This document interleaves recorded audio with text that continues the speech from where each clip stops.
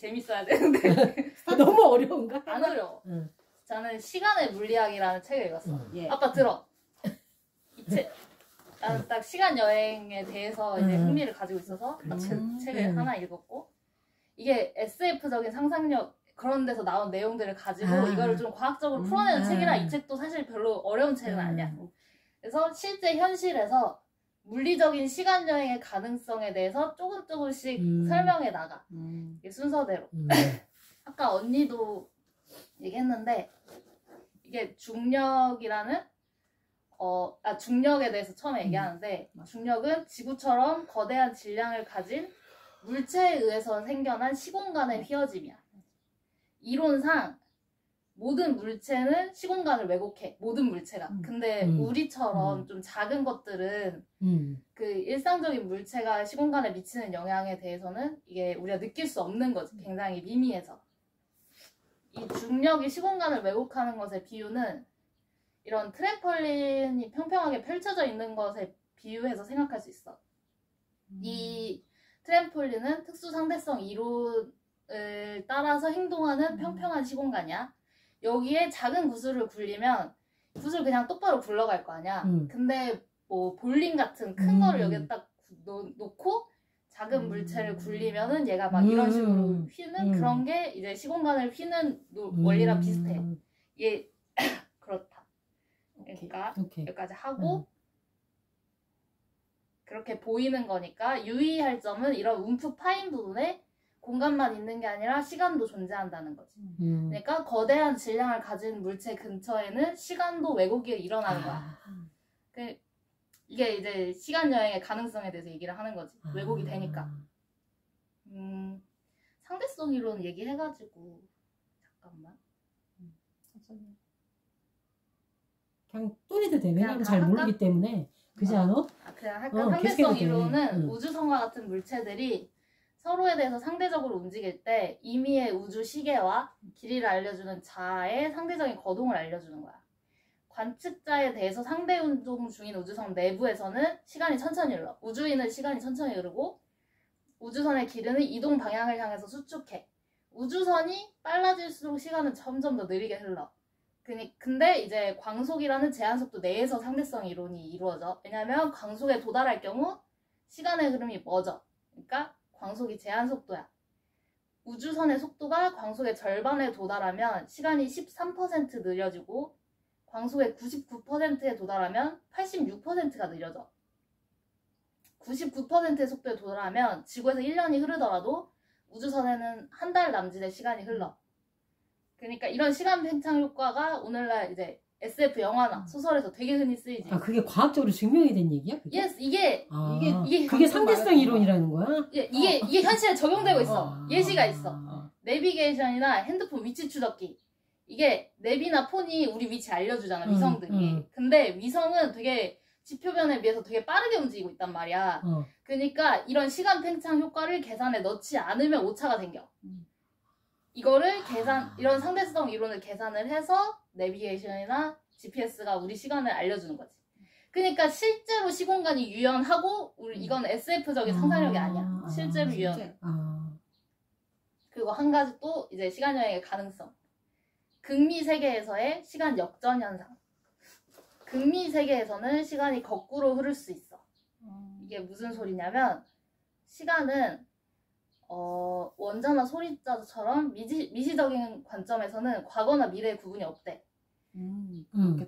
소립자 두 개가 만나서 상호작용을 해서 두 개의 소립자를 만들었어. 그런 다음에 이렇게 떨어져 나갔어. 근데 이 상호작용은 대부분 물리 법칙을 위배하지 않아도 다시 이게 역전될 수 있어. 그러니까 마지막에 생성됐던 소립자가 다시 만나 상호작용해서 처음에 소립자를 만드는 게 물리 법칙에서 위배가 안 돼. 그러니까 엄마랑 아빠랑 우리 낳았어. 근데 언니랑 내가 엄마 아빠를 만드는 게 물리 법칙에 위배되지 않는 거야. 되게 미시적인 관점에서는. 근데 왜 극대 세계로 확장하면 역전 현상이 일어나지 않는가? 이거는 칸막이를 써서 반으로 닫힌 상자 내부를 상상해봐. 이 안에 한쪽에 가스가 있어. 칸막이 이쪽에. 그리고 이쪽은 진공 상태야. 칸막이 빼면 어떻게 돼? 이게 밀려오겠지. 이게 흩어오지. 근데 이 앞에 앉아서 굉장히 오랜 시간 관찰을 해. 응. 그러면 어느 순간에는 어떤 한순간에는 가스가 계속 움직이다 다시 이쪽에 다 몰리는 순간이 와. 이게 무슨 소린지 알겠어? 정말. 그지? 그러니까 그게 시간이 역전된 것처럼 보일 수 있다는 거지. 그 상황이. 그래서 굉장히 오랜 시간을 기다리다 보면 상자의 개는 처음으로 돌아갈 것이고 이것은 시간이 과거로 돌아간 것처럼 보이는 거지. 근데 여기서 충분히 오랜 시간이라. 얼마만큼인가? 상자이든 원자를 10의 22승계라고 했을 때 모든 경우의 수를 다 거쳐서 원래 상태로 돌아가려면 우주의 나이보다 더 오랜 시간이 걸린다고 해요. 그래서 우리가 그냥 일상에서 느끼는 모든 세계들은 다 뭐 이 정도의 시간이 필요해. 그러니까 극미 세계에서만 시간이 역전이 일어난다. 하지만 역전이 극미 세계에서 물리적으로 일어난다는 게 흥미로운 이야기죠. 이제 본격적으로 시간 여행 그 타임머신의 가능성에 대해서 괴델이라는 사람이 있는데 이 사람이 아인슈타인의 일반 상대성 이론을 시간 여행에 적용해서 수학 증명을 내놓은 사람이야. 그래서 방정식을 푸는 과정에서 괴델은 거대한 물체가 회전할 때 해당 물체가 주위의 시공간을 함께 이끌며 회전한다는 사실을 발견했어. 이게 거대한 꿀통에 숟가락을 이렇게 휘저을 때 주변에 꿀이 이렇게 같이 끌려가는 광경이랑 똑같이 시공간이 같이. 그래서 뭐 이 회전하는 우주가 주위의 시공간을 이끄는 방식은 되게 긴 먼지로 된 원통이 회전할 때 일어나는 현상과 비슷하다고 해. 회전하는 긴 원통이 시공간을 끌어당기고 기울이고 하는 거. 그냥 이렇게 회전하는 긴 원통이. 이게 좀 이해를 돕기 위해서 이게 어떻게 시간 여행이 가능한지 3차원 공간에서 이런 정류면체가 하나 있어. 이거를 계속 기울이는 광경을 생각해보면 계속 기울이다 보면 윗면이었던 부분이 어느 순간 측면이 되고 측면이었던 부분이 옆면이 되고 막 이러잖아. 3차원이 아닌 4차원의 시공간이 원통에서 끌려 들어가가지고 기울어지다 보면 어느 순간 공간 차원 중 하나는 시간 차원으로 작용하고 시간 차원은 공간 차원으로 작용하는 거야. 옆면이 뒷면이 되고 뒷면이 옆면이 되듯이 이게 곧 시간 여행을 하는 것과 같은 거지. 약간 이해로. 못하고 있어. 그냥 해. 그냥 해? 응. 이거 하여튼 괴델이 생각한 이런 우주를 닫힌 시간골 고리라고 해요. CTL이라고 부를게. CTL에서는 이론적으로 과거로 돌아가는 일이 가능하다. 그러나 CTL을 만들어내려면 우주가 700억 년에 한 번꼴로 회전해야 하는데 광선조차도 우주를 한 바퀴 도는데 1000억 년이 걸린대. 그리고 또 뭐 여러 가지 문제가 있는데 괴델의 해가 중요한 이유는 시간 여행이 일반 상대성 이론을 위반하지 않는다는 점을 밝혔기 때문이야. 그래서 너무 재밌지. 나 여기서 짜릿했는데 여기서 이 얘기를 해. 물리학에서 금지되지 않은 일은 강제되는 법이니까요. 그러니까 시간 여행은 물리적으로 강제된 현상이라는 거지. 난 여기서 소름이 돋았어. 금지되지 않는 건 강제. 금지되지 않은 건 강제된다는 게 재밌잖아. 금지되지 않는 건 강제돼. CTL을 어떻게 건조할 수 있을까에 대한 답은 재밌지. 이 책은 읽어봐도 돼. 재밌어. 답은 우주에서 자연적으로 형성된 작은 천체를 찾아서 CTL이 형성될 때까지 회전 속도 올리면 된대. 근데 이게 내용이 어려워 여기는. 근데 다 필요 없고 우리가 알아야 된다는 거. 가능하다. 어쨌든 우리가 된다는 천체를 거다. 가져다가 회전시키면 돼. 근데 속도가 문제인 거네? 근데 이게 기술적으로 굉장히 어려우니까 사실상 인류의 후손이 우주로 진출을 할 수 있게 돼. 그러면 우리는 타임머신을 만들기보다는 발견할 가능성이 훨씬 높대. 우리가 만드는 게 아니라 이미 회전하고 있는 날 찾아서 그걸 이용할 가능성이 높다는 거야. 뭔 소리인지 알겠지? 우리가 막 천체를 이렇게 가져다가 막 일렬로 세우고 막 원통에 이렇게 해야 되는데 그건 현실적으로 불가능하고 이미 그런 놈들을 가져다가 있을 가능성이 있다. 그렇습니다. 그리고 CTL 말고 두 번째 종류의 타임머신 하나 더 있어. 뭘까요? 우주에 있는 것 중에 하나인데. 우주에 있는 거. 블랙홀이야. 블랙홀이야. 중력의 아주 단순한 정의는 중력이 너무 강해서 빛조차 빠져나오지 못하는 우주의 한 영역, 블랙홀의 정의. 빛조차 빠져나오지 못하는 우주의 한 영역인데 이런 강력한 중력 자국은 시공간의 극단적인 왜곡과 결부되어 있다. 라고 합니다. 자, 오케이. 물리학자 루트비 플람이라는 사람이 아인슈타인 방정식 해가 실제로는 역으로 작용한다는 사실을 지적했어요. 그러면서 시공간의 두 지점을 잇는 통로, 즉 웜홀이 시공간의 두 영역을 연결하고 있을 가능성을 시사했어. 그래서 아인슈타인도 그 얘기를 들은 후에 우주의 지름길, 웜홀의 가능성을 확정적으로 정의하는 수학적 기술을 실제로 유도했어. 이건 아인슈타인 로젠 다리라고 하는데 수학적으로 웜홀의 가능성이 증명이 되어 있어. 그러니까 웜홀 탑승의 yes. 근데 웜홀은 문제가 좀 많죠. 아무래도 다 문제가 많아. 그래도 가능하다는 게 중요한 거지. 그렇지. 웜홀 탑승의 문제는 우주 여행자가 광속보다 빠르게 움직여야 한다. 또한 열린 웜홀이 굉장히 짧은 시간 동안만 존재해서 시간 여행을 하는 걸 기다려주지 않을 가능성이 있어요. 하지만 포기할 거 없어. 문제제기한 블랙홀 모델은 전하를 띄고 있지 않으면 회전하지 않는 블랙홀에 대해서 이런 수학적 증명을 한 건데 블랙홀이 전하나 회전을 더해 블랙홀에. 그럼 블랙홀의 성질이 바뀌면서 다른 우주로 통하는 문을 열 수 있을 뿐 아니라 광속보다 느린 속도로 여행하는 게 가능해. 블랙홀의 성질을 바꿔서 그게 가능해. 또 문제가 하나 더 있는데 블랙홀 내부에 떨어지는 물체는 특이점으로 빨려 들어가서 이렇게 완전히 으깨진다 그래요. 시간 여행자한테는 문제가 되지 크게. 근데 이 또한 회전하는 블랙홀에서는 사정이 달라져. 회전하는 블랙홀에서도 특이점이 생기는데 얘가 이렇게 가운데 구멍이 있는 도넛 모양이야. 그러니까 시간 여행을 할 때 이 구멍을 쏙 들어가면 시간 여행을 할 수 있는 거지. 이 주변에 부딪히면 죽겠지만. 근데 이런 터널은 일방 통행이 아니라 다시 출발점으로 돌아오는 건 불가능하다고 해요. 블랙홀도 CTL이랑 같아. 어떻게 만들지에 대해서는 우리가 직접 건조하는 게 아니라 자연 발생한 웜홀을 우리가 개조해서 활용한다. 자, 웜홀이 열리는 시간이 짧은 문제는 그것도 이제 해결할 수 있는 계산을 해놨어. 이게 어려워. 근데 너무 내용이. 그렇겠지. 그래서 뭐 반중력 효과를 가진 뭐 어쩌고 저쩌고. 근데 그냥 간단하게 진짜 내가 이해한 만큼만 설명하면 스피커에 잡음이 나면 해당 잡음과 방대되는 성질을 가진 소리를 내면 이게 이렇게 없어지잖아. 그걸 활용해서 그런 노이즈 캔슬링을 활용해서 인위적으로 웜홀이 열려있을 수 있도록 잡아당기는 그런 느낌인 거야. 진짜. 정확한 이해는 아니야. 이 모든 게 다 내가 정확히 이해한 건 아니야. 그냥 내가 이해하는. 그렇지. 여기서 약간 재밌는 이야기를 하나 했는데 과거로 가는 시간 여행이 불가능하다는 말을 할 때 사람들은 이런 얘기를 해. 미래에서 온 사람 만난 적 없잖아. 약간 이렇게 시간 여행자 있으면 우리가 만났겠지. 근데 웜홀을 이용한 시간 여행은 이게 반박이 쉬워. 왜냐면 웜홀은 과거나 미래로 갈 수 있는데 해당 웜홀이 건조된 시점 이전으로는 갈 수 없어. 내가 뭔 소리인지 알지? 딱 타고 와서 도착할 웜홀이 있어야 되는데 거기 웜홀이 없잖아. 그러니까 지금 우리가 만약에 웜홀을 만들어도 공룡시대로는 못 가는 거지. 이제 여기가 중요해. 여기가 중요한 파트인데 아까 엄마가 얘기했던 것과 같아.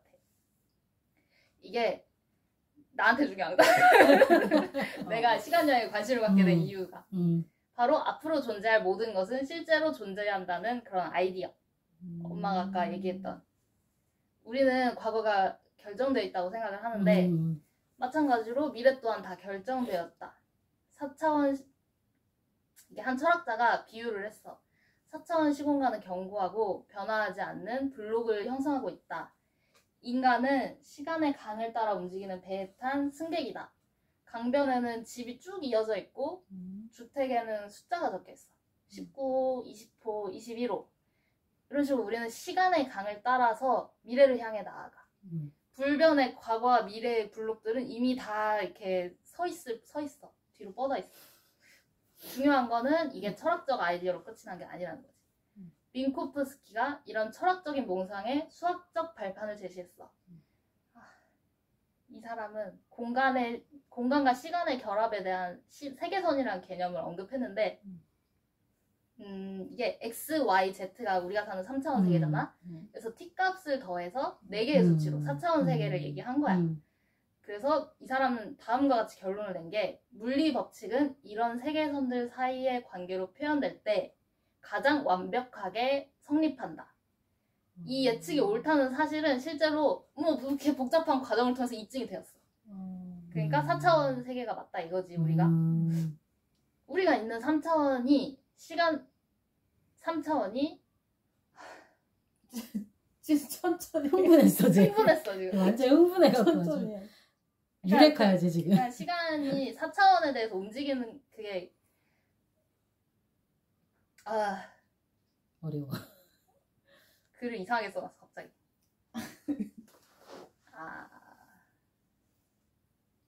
내가 이해한 대로 하는 게 나을 것 같기도. 그래. 맞아. 그거 말해봤자 못 알아들을 수 있어. 그러니까 X, Y, Z 축이 있고 T 축이 있는데 우리는 X, Y, Z만 느낄 수 있고 시간 축에 대해서 세계를 바라보고 있다는 거지. 그러니까 그냥 우리가 시간 경과로 받아들이는 모든 변화가 그냥 이런 움직임에 기인한 것일 뿐이야. 4차원에는 과거랑 미래가 현재 다 동시에 존재하니까. 아인슈타인이 죽은 친구의 부고 소식에 이런 편지를 썼는데 이제 그 친구도 나보다 조금 앞서 이 기이한 세계의 작별을 고했군. 하지만 그 사실 자체는 아무 의미도 없다네. 물리학을 신봉하는 우리 같은 사람들에게 과거, 현재, 미래의 차이는 환상에 불과해. 설령 그 환상이 아무리 집요하더라도 말이야. 이 뒤에 내가 이거에 대해서 혼자 생각하면서 약간 저도 말해. 정리한 거 있는데 처음 시간에 대해서 이런 물리적인 아이디어를 접했을 때 진짜 유레카였어. 엄마 말대로 과거, 현재, 미래가 다 있다고 하니까. 근데 우리는 현재를 살면서 미래로 나아간다고 생각하잖아. 근데 이미 미래가 존재하는 거라면 내가 현재에서 이렇게 아등바등 사는 게 어떤 의미가 있을까? 약간 이런 생각을 했었어. 근데 계속 생각을 하다가는 오히려 약간 안심했던 그런 게 있었어. 내가 인지하지 못한 차원에서 난 이미 죽어 있거든. 난 죽어 있는 사람이잖아. 그렇게 생각하는 게 뭔가 오히려 좀 마음이 편해지는 그런 게 있었어. 무슨 소리인지 알겠네. 그치, 무슨 소리인지 알겠네. 시간의 축을 따라서 우리는 가니까 죽음을 두려워하는 건데. 근데 이미 다 있는 거지. 아인슈타인 얘기처럼 그거는 그냥 환상에 불과하니까 우리가 느끼는 환상에. 일어날 일은 일어난다 이런 개념이 아니라 모든 일은 이미 일어났다라고 생각하게 되는 그런 것도 있어. 이미 일어났다. 그래서 니체의 영원 회귀 사상도 약간 생각났던 게 계속 반복되는 거잖아. 그게 약간 그것도 처음엔 좀 그랬어. 이거 되게 고통스럽고 징벌적인 세계 아니야? 약간 이렇게 생각했는데 결국에는 그렇기 때문에 지금 이 순간 이 타이밍에 내가 원하는 삶을 살아야 한다. 약간 이런 식으로 생각이 연결이 됐어. 이 시간이 동시에 존재한다는 개념에서도 약간 이미 다 정해져 있어. 그렇다고 내가 뭐하러 열심히 살아. 약간 이게 아니라 좀 더 큰 관점으로 어떤 일이 일어나도 괜찮다. 이게 나한테 지금이라고 느껴지는 것일 뿐 시간 개념은 사실상 인간이 가진 환상일 뿐이니까 괜찮다. 약간 이런 생각이 들었어. 그리고 또 이런 생각도 한 게 과거에 일어났던 어떤 사건으로 지금의 내가 되었다고 사람은 인과관계를 생각하나 연결하나 그게 되게 인간적인 사고고 실제로 뇌과학적으로도 그런 걸 좋아한다고 책에서 그랬거든. 그러니까 뒤에 얘기할 걸 앞에 얘기해버렸어. 그냥 막 해. 근데 그냥 그랬을 뿐이지 과거의 나와 현재의 나는 시간적 인과에 얽매여 있지 않다는 점에 대해서 생각을 했어. 과거에 일어났던 되게 고통스러운 일이 현재의 나를 지배하기도 하잖아. 근데 그거는 현재의 내가 그것 때문에 내가 고통스럽다고 믿고 있기 때문에 진짜 그렇게 적용이 되는 거라는 생각이 들었어. 그게 실제로 인과가 있는 게 아니라. 그러니까 나 스스로 원인과 결과를 자꾸 찾고 의미를 찾고 막 그러다 보니까 맞아. 내가 그냥 인과가 있다고 맞아. 차라리 그게 더 쉬우니까. 맞아.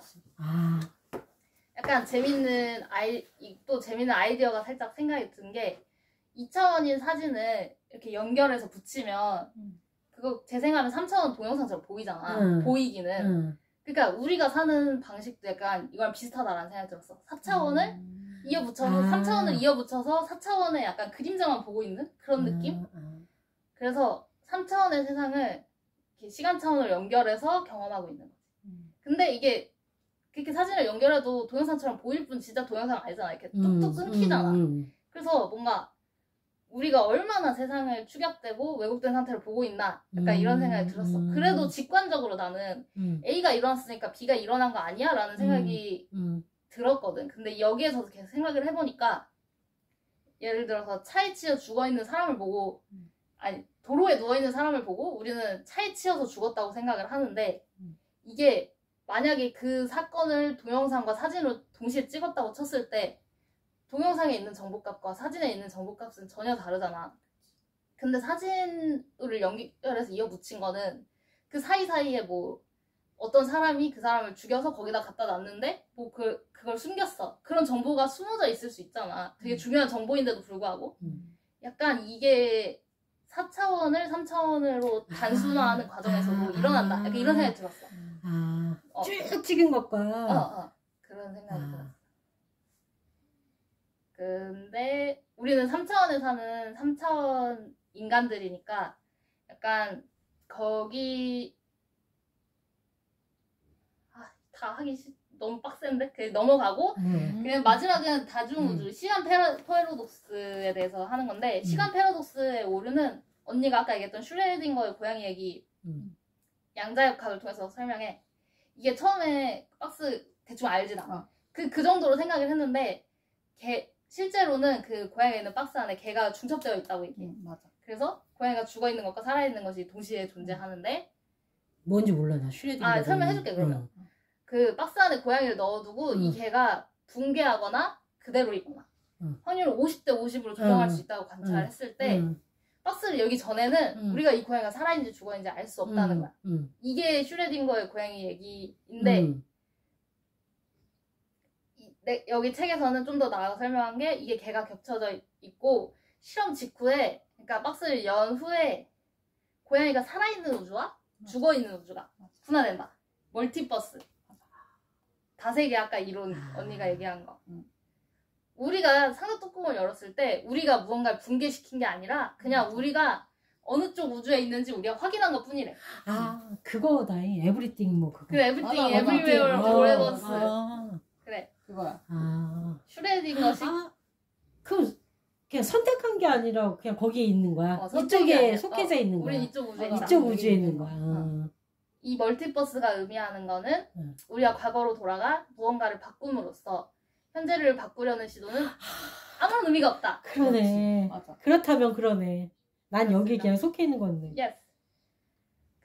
그러니까 진짜 웃긴다. 그러니까 우리가 그냥 미래가 두 갈래로 갈라지는 것뿐이야. 과거로 가서 세계를 구하든 뭐 하든 망하는 세계랑 저하는 세계랑 같이 있을 뿐이야. 그러니까 시간 패러독스가 있을 수 없는 거야. 저 세상으로 갈 수 없나? 성공한 쪽. 근데 성공하지 않은 나도 동시에 존재하니까 어차피 뭐 큰 의미가 없잖아. 그러니까 저쪽에는 또 신난 애가 하나 있고 이쪽에는 그러니까, 저기 하는 애가 있고 그런 거네. 그러니까 패러독스도 없는 거지. 영향을 못 주니까. 끝까지. 그러네. 재밌긴 하다. 책이 재밌어. 오늘 근데 다 내용이 재밌었어. 난 진짜 얘기했듯이 과학을 처음 봤는데 너무 재밌어. 이런 사고방식이 굉장히 필요하다는 생각했어. 맞아. 너무... 무지를 인정한다. 이게 과학적 태도라는 거가 연결이 처음 된 것 같아. 권위가 없을 수밖에 없어. 왜냐면 아무리 권위 있어도 계속 의심하는 거잖아. 이게 맞나 틀리나에 대해서 계속 얘기하니까 권위주의적일 수가 없어. 이게 너무 과학적으로 살아야 된다는 생각이 들어. 진짜. 과학 세계에 권위가 들어오는 순간 과학이 발전하지 못하는. 그치, 끝나는 거지. 맞아. 근데 이게 일상적인 많은 곳에 이게 적용이 돼야 된다는 생각이 들었어. 진짜. 그러네. 민주주의, 민주적이다 과학이. 학교 가면 교수들이 싸운다니까. 그게 어떻게 보면 자연스러운 일을. 우린 그런 게 없잖아. 문과는 몰라. 그냥 몰라. 입학으로 싸우지만 뭐. 모르겠어. 문과 이과의 문제일까? 인간들. 근데 이거는 완전히 새로운 시각이더라고. 엄마가 처음 과학도 사고방식을 접했으면 그럴 수 있어. 나는 이런 사고방식 처음 접해서 엄마 문과잖아. 평생 그렇게만 살다가 어떻게 살았는데 엄마는? 그냥 감정적으로 생각하고 감각적으로 생각하고 내 머리에서 그냥 만들어주면 그게 맞고 그냥 그런 거잖아. 이렇게 저렇게 해서 이렇게 유추했으니까 이게 맞으니까 이게 맞아. 이렇게 생각하는 거잖아. 어떤 증거가 없이. 그냥 그렇게 산 거야. 근데 이거는 완전히 다르잖아. 유추가 아니라 그거에 대한 증거가 없다는 의심을 해보고 그거에 대한 논거가 있는 확실한 언제나 변하지 않는 논거가 있는지를 점검해보고 그치. 이런 게 필요한데 그거에 대해서 한 번도 생각해 본 적이 너무 없다는 거야 나는. 감각적으로만. 그냥 내가 이렇게 그냥 생각하는 거 그냥 내 논리 그게 맞다는 거지. 그렇게 살았다는 거야. 와 이거 진짜 재밌었어? 대박이야. 아니 완전히 사고방식이 달라. 과학도 하자. 나 이 물리학도 좋고 계속 물리학을 한 번 더 해? 물리학 다른 거 좀 하고 과학 쪽을 좀 더 해도 나는 좋은 게 나는 과학 쪽은 아예 모르니까. 뭐 할까 과학을? 과학 뭐가 있지? 아까 나 뇌과학도 한번 해보고 싶고 뇌과학도 뭐 재밌긴 천문학도 괜찮고 뭐 뇌과학도 천문학도 뭐 또 뭐 있지? 뭐 과학, 생물학 이런 것들이 있고 과학, 생물도 재밌긴 한데 근데 안 봐서 모르겠어. 약간 이거는 일단 끝까지? 끄자. 꺼도 돼. 생물은 어디? 관심 있어야 재밌